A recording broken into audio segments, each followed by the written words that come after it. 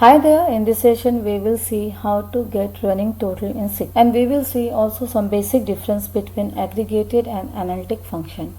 In this table I have student name, student marks and the running total. So Sarah got 12 and Peter scored 10. The running total or the cumulative total of these two students is 22, that is 12 plus 10. Matt scored 16. Then the cumulative total of these three students, that is 22 plus 16, is 38, right? So this is, here I have a table student, I have student name, student gender and the student marks.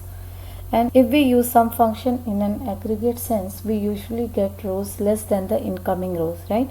So I'm saying sum of student marks from student group by student gender. So I will get only 2 rows. So I have passed 9 rows, but the output we got only 2 rows. So to get the running total, we need to use this sum function in an analytic sense. So come to here. I have student name, student gender, student marks and sum of student marks.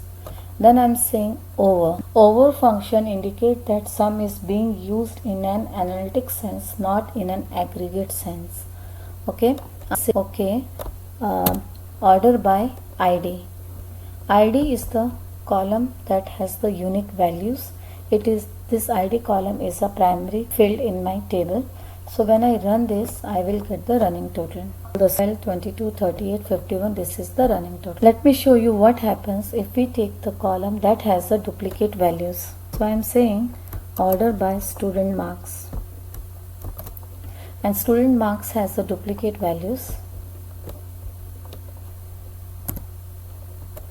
Running total should be 10, but we can see now 20 and 20, right? It happens because Peter and Josh has the duplicate values, so it added up 10 and 10 and showing each student names.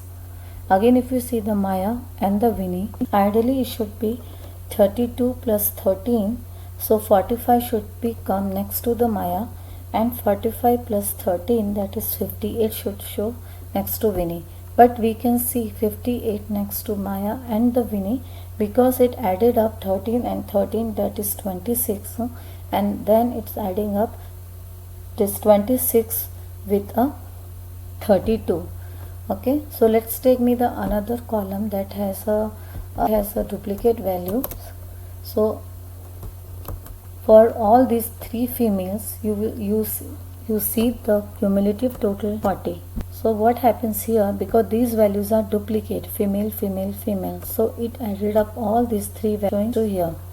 And again for males, because these are all duplicates, it has taken 40 plus sum of all these male. So 40 plus sum of these all males is 120. So basically if we added up from 17 to 14, it's a 80. And 80 plus 40 is a 120. What happens when we take a column that has a duplicate values? There is another optional clause that is called partition by. So let me take the partition by here. So what happens, I am saying partition by student gender. So here think partition by, think it as a group by. That's called a window function. So let's run this and you will see the cumulative totals is getting recalculated for each partition by column. So I am saying partition by gender.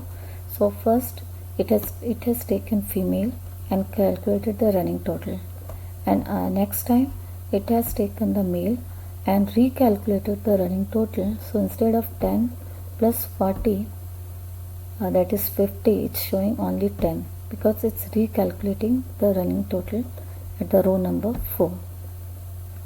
Think the partition by as a room and males in another room.